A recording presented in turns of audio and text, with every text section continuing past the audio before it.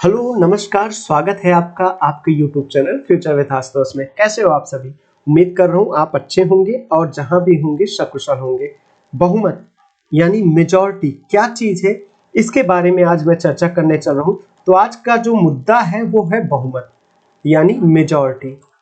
Majority क्या होती है मैं इसको पूरी तरह डिफाइन करूंगा, बस आपको लास्ट तक वीडियो को देखना है। आज इस संबंधित मेजॉरिटी संबंधित बहुमत से संबंधित आपके सारे प्रश्न मैं हल कर दूंगा, ये आपको मैं गारंटी दे रहा हूं। तो देखिए, मेजॉरिटी को मैंने 4 खंडों में किया है। 4 खंडों में किया है, अध्ययन की सुविधा के लिए मैंने 4 खंडों में बांटा है। ठीक है, पहले खंड को कह रहा हूं मैं पूर्ण बहुमत। पूर्ण बहुमत जिसे हिंदी में इंग्लिश में कहा जाता है एब्सोल्यूट मेजॉरिटी। दूसरे खंड को मैं कह रहा हूं साधारण बहुमत। साधारण बहुमत जिसे हिंदी में कहा जाए, इंग्लिश में कहा जाएगा सिंपल मेजॉरिटी। ये हिंदी के बजाय इंग्लिश और इंग्लिश के बजाय हिंदी निकल रहा है। प्रभावी बहुमत, तीसरा है प्रभावी बहुमत, इसको कहा जाता है इफेक्टिव। और चौथा खंड जो मैंने कहा विशेष बहुमत। विशेष बहुमत ये सबसे इंपॉर्टेंट होता है। विशेष बहुमत इसको कहते हैं, इसको क्या कहते हैं, इसको कहा जाता है स्पेशल मेजॉरिटी। स्पेशल मेजॉरिटी, ठीक है। तो चलिए आगे की चर्चा करता हूं मैं आपको दूसरे इंक से लेके। चलिए ये क्या क्या है इसके बारे में देखिए, चलता हूं डिस्कशन करते हैं। चलिए, एब्सोल्यूट मेजॉरिटी क्या चीज है इसके बारे में देखते हैं। जब कुल सदस्यों का 50% हो, क्या हो, 50% से एक अधिक हो, तो कहा जाएगा कि ये एब्सोल्यूट मेजॉरिटी है। एब्सोल्यूट मेजॉरिटी कुल सदस्यों का 50% धन एक, यानी अगर राज्यसभा में, लोकसभा में 543 सदस्य है, अगर संसद में 543 है किसी सदन में, तो उसके आधे का, उसका 50% निकालेंगे और उससे अगर एक अधिक हो जा रहा है तो हम कहेंगे पूर्ण बहुमत है। यूज कहां करते हैं, उपयोग कहां होता है, उपयोग कहां कहां करते हैं, उपयोग करते हैं हम लोकसभा चुनाव में। लोकसभा चुनाव में कहां करेंगे, लोकसभा चुनाव में। जैसे जो लोकसभा विधानसभा चुनाव होते हैं उन पे करते हैं, विधानसभा चुनाव में, ठीक है।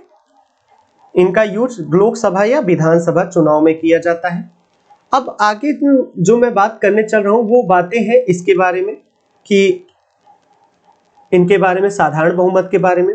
इसमें क्या होता है, उपस्थित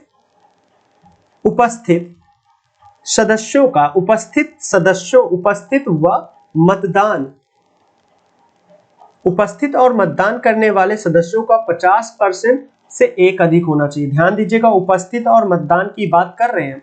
किसकी बात कर रहे हैं, उपस्थित और मतदान की बात हो रही है यहाँ पे। उपस्थित और मतदान यानी देखिएगा 543 सदस्य थे अभी तक, अब मैं कह रहा हूं 543 सदस्य हैं जैसे, और उसमें से मान लीजिए कुछ सदस्य अनुपस्थित है, 43 अनुपस्थित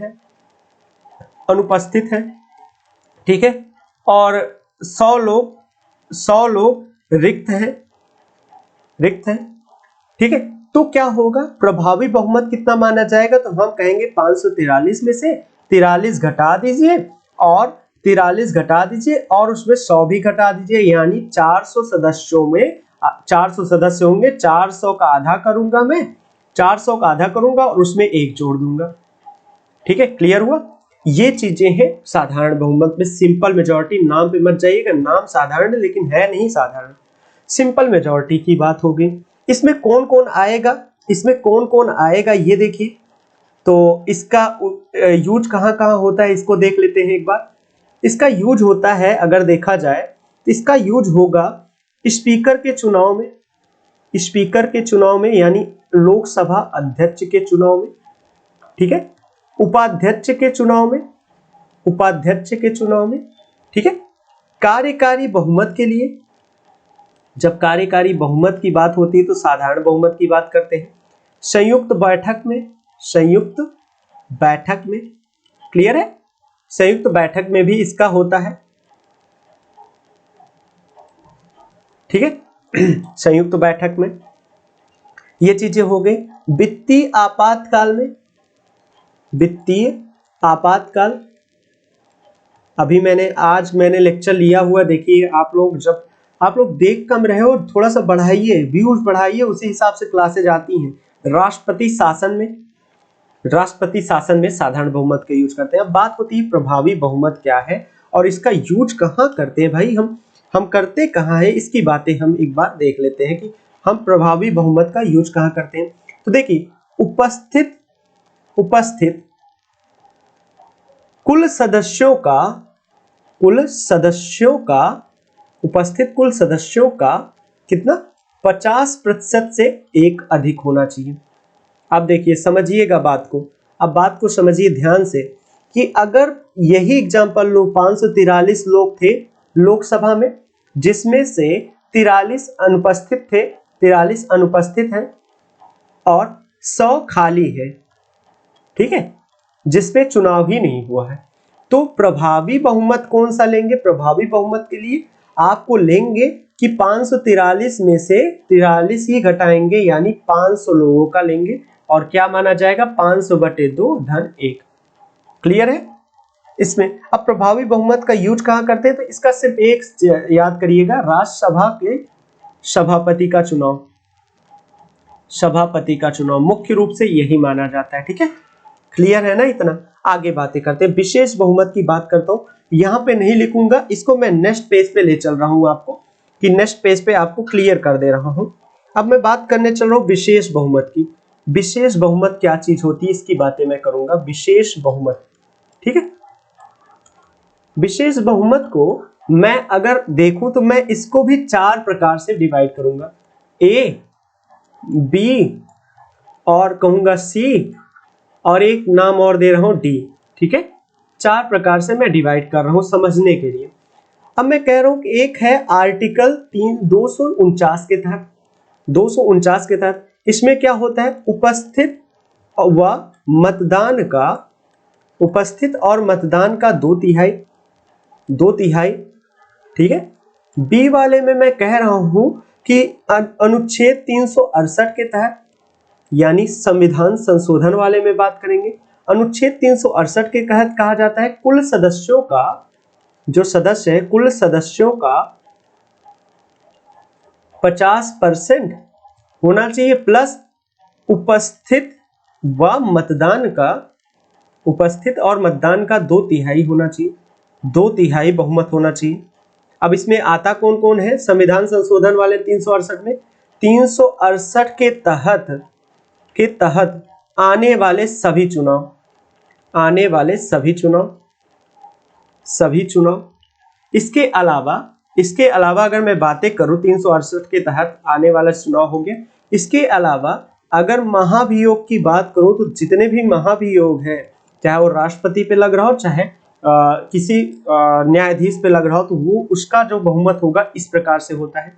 ठीक है, ऑप्शन सी में मैं कह रहा हूं कि कुछ जैसे 368 के तहत ही बात कर रहा हूं, के तहत कुछ ऐसे संविधान संशोधन होते हैं जिसमें संघीय ढांचे को परिवर्तित किया जाता है, संघीय ढांचे को परिवर्तित किया जाता है।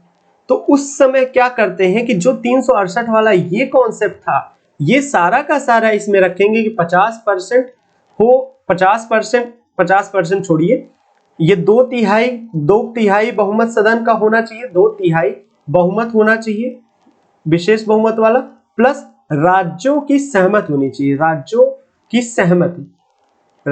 सहमति होनी चाहिए। राज्यों की सहमति किस प्रकार होनी चाहिए कि राज्यों की 50% से अधिक सहमति होनी चाहिए। अगर 50% ना कह रहे हैं तो कोई मतलब नहीं, कम से कम 50 होने चाहिए। जैसे 28 राज्य है, अगर 14 ने हाँ कह दिया तो वो बहुमत पारित हो जाएगा। अब चलिए लास्ट में बात करता हूँ आर्टिकल अनुच्छेद 61 की बात करता हूँ, जो अभी कहा महाभियोग वाले की। इसमें क्या होता है, केवल राष्ट्रपति के महाभियोग की बात करते हैं, 2/3 सदस्यों की, कुल सदस्यों का 2/3 बातें करते हैं। ठीक है, इसमें महाभियोग जो मैंने बताया, इसमें राष्ट्रपति नहीं, इसमें CJI या और जितने भी न्यायाधीश हैं, क्षमा करिएगा, जितने भी न्यायाधीश हैं उनके महाभियोग की इसमें बात होती है। और इसमें केवल राष्ट्रपति के महाभियोग की बात होती है। ठीक है, उम्मीद कर रहा हूँ आपको चीजें क्लियर हो गई होंगी, समझ में आ गया होगा। वीडियो लाइक करिए और लोगों तक शेयर करिए। और बस इतना ही कहना था, आज छोटा वीडियो आपको प्रोवाइड कर रहा हूँ। धन्यवाद।